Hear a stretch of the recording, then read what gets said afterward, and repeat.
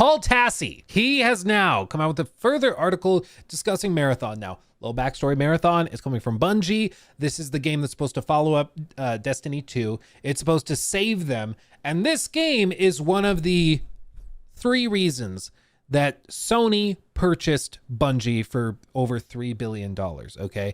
It was for Destiny 2. They were assured that they were going to pop off, start making lots of money. Destiny 2 has not done that. So one pillar struck down. The second pillar was a brand new IP that Bungie was working on. It was going to be potentially in the same universe as Destiny. It wasn't really clear. It was very early on, but it was going to be like a spin-off game that they were working on. That was canceled. So pillar number 2 for buying Bungie collapsed. What's the third pillar? Marathon.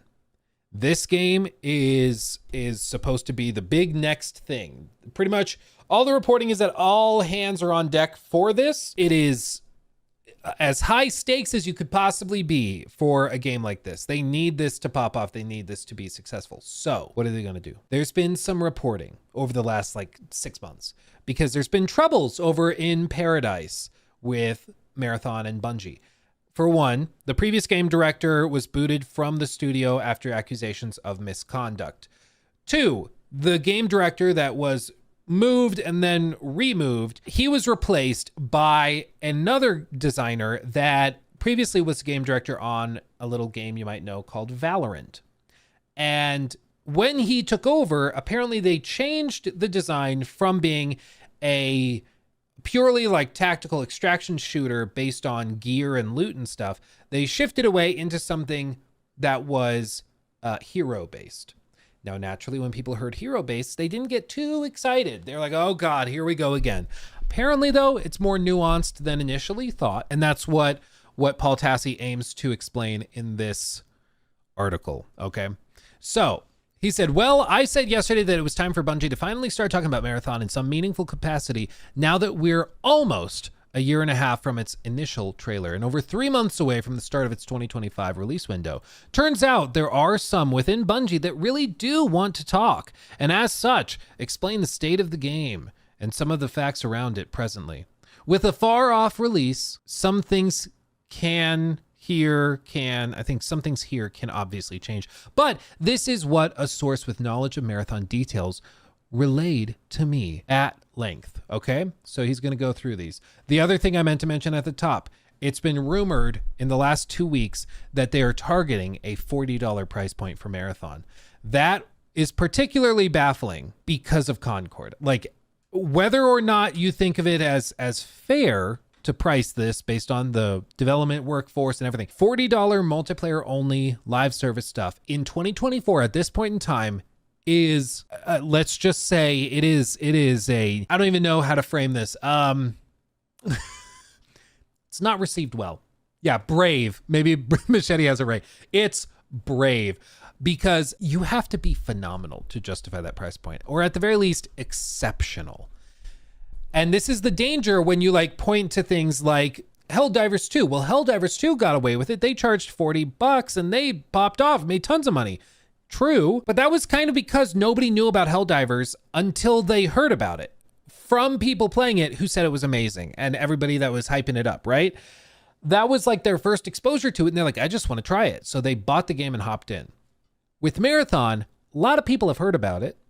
Certainly, everybody that plays Bungie games has heard about it. It's not really a mystery. All the people they're trying to appeal to with this game have heard about it. So unless they're trying to appeal to a brand new audience or something that it wouldn't traditionally play their games or be aware of this, that potential for a surprise, huge, successful release is lower. If the game ends up being a masterpiece, 10 out of 10, IGN, with plenty of water, or was it too much water or not enough water? I don't remember which it is, but if the amount of water is just right, maybe they can pull it off. But he confirms the recently reported $40 price point is real.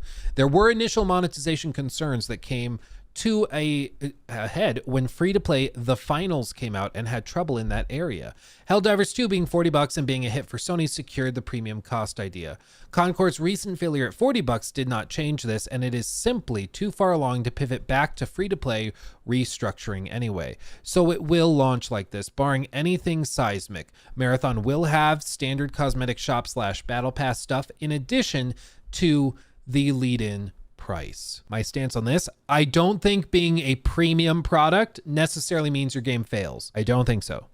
You can be successful with a premium price, but you need to bring a premium quality product, and it needs to be unique enough that you can't really get it anywhere else. And even then, public perception has to be very, very positive, okay? So there's a lot of like conditions to this. Not impossible, but it makes, in my view, I think it makes it a lot harder to find success. But again, if this is releasing next year or 2 years from now, maybe the market will change and it won't be that big of a deal. It may just be that right now this feels particularly bad. But again, time will tell, I suppose. No significant reveals by Bungie showcasing Marathon until the spring of 2025. There may be a shorter video from Joe Ziegler this year to introduce himself and clear a few things up about the game that have been circulated through leaks and rumors, such as the hero shooter stuff. Internally, many in the team are very, very eager to get more in front of players and be able to talk about it.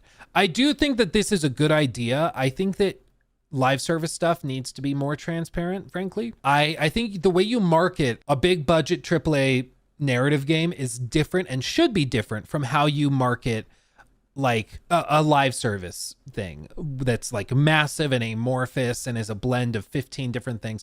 I think you should frame those differently. Whether or not like an extended marketing cycle is the way to go, I don't know. It almost feels like a lot of live service games nowadays need to spend years building up to find like market success.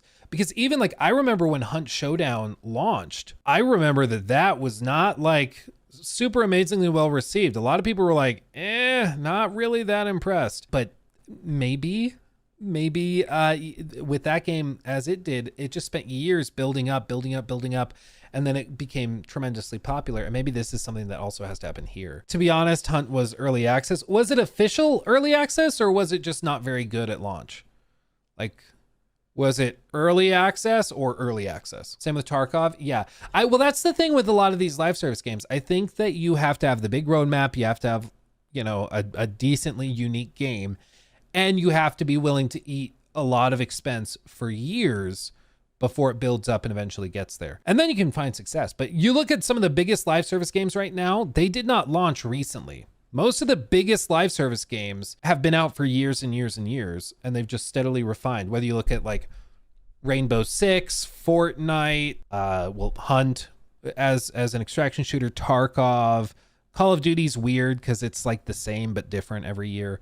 So I guess maybe you say Warzone, Warframe, Fallout 76, Naraka, Blade Point. All these live service games are very, very, like, compared to what you would expect, they're old. And they've taken a long time to build up. So if they're willing to eat that cost and build it up slowly, they might find success. But the point is, I think you got to handle it differently. So I understand why they're eager to talk about it. The closest point of comparison for Marathon's class/hero system is Apex Legends, but with more customization. Okay.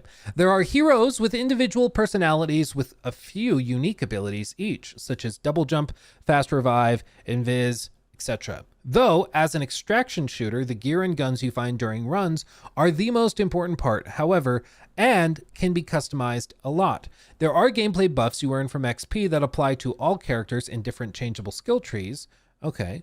There are also universal implants you slot into your character for further customization. Some may be character specific at some point. Interesting. Now, I think when people heard hero, like the shift to heroes, the inevitable like knee-jerk reaction is like, oh God, they're just doing this so they can charge like $20 a hero and then launch a new hero once a month. And that's just what we're doing. And I think it's not clear. Maybe they did get into that later, but maybe that's what they are doing. I think the way Overwatch 2 has handled it recently is really nice because they just give everybody heroes at the outset and just don't stress about it. Maybe that's the better way to do it. I don't know, but I guess we'll see. The switch from now fired Barrett, the previous game director, to Ziegler, the new one from Valorant, over a year ago brought the hero concept to the forefront, and there were previous issues manifesting Barrett's vision of the game with echoes of the mysteries of the dreaming city or the world's first type races. It will still have puzzles and secrets, but not on the scale that was originally planned. Aspects of that were just not coming together in practice. Despite Barrett's departure, the art direction and aesthetic seen in the first trailer are still intact, and they've actually leaned even more heavily into them given the positive reception. Okay. I mean, that's good. They see audience likes one thing, they do more of it. That's all you can really ask for. Marathon is in a tough spot, though, with the stated 2025 release window. Sony very much needs / wants them to hit that, and if it doesn't, that will be bad. Bungie is not exactly overflowing with goodwill on Sony's end at this point, given everything that's happened. That said, Bungie is getting Marathon out in 2025 with enough content, or Bungie getting Marathon out in 2025 with enough content and high enough quality bar will also be tough. Again, we're not even getting a truly major showcase of the game until next spring. I mean, this is the struggle with all of these games right now. And we posted a TikTok. If you don't follow me on TikTok, just pull me up, look up Luke Stevens TV.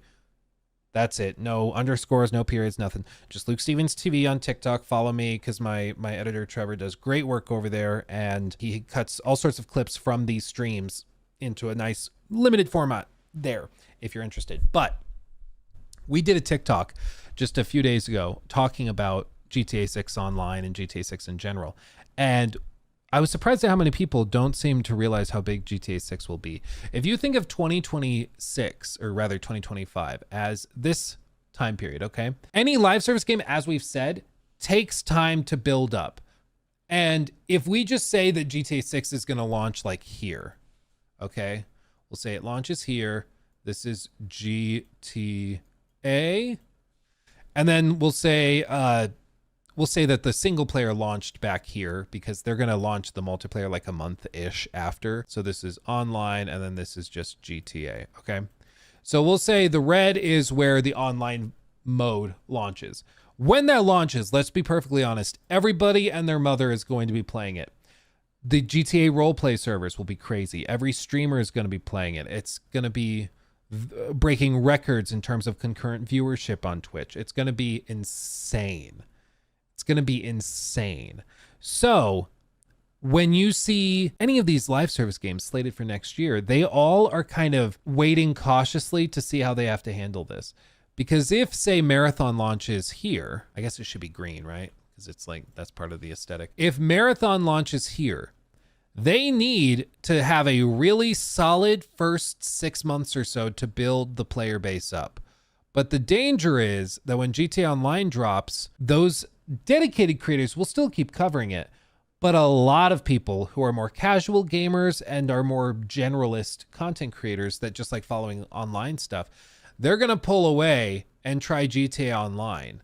And it might recover as time goes by, but it might also not, because the second GTA Online launches, it's going to be like this and then start trailing down.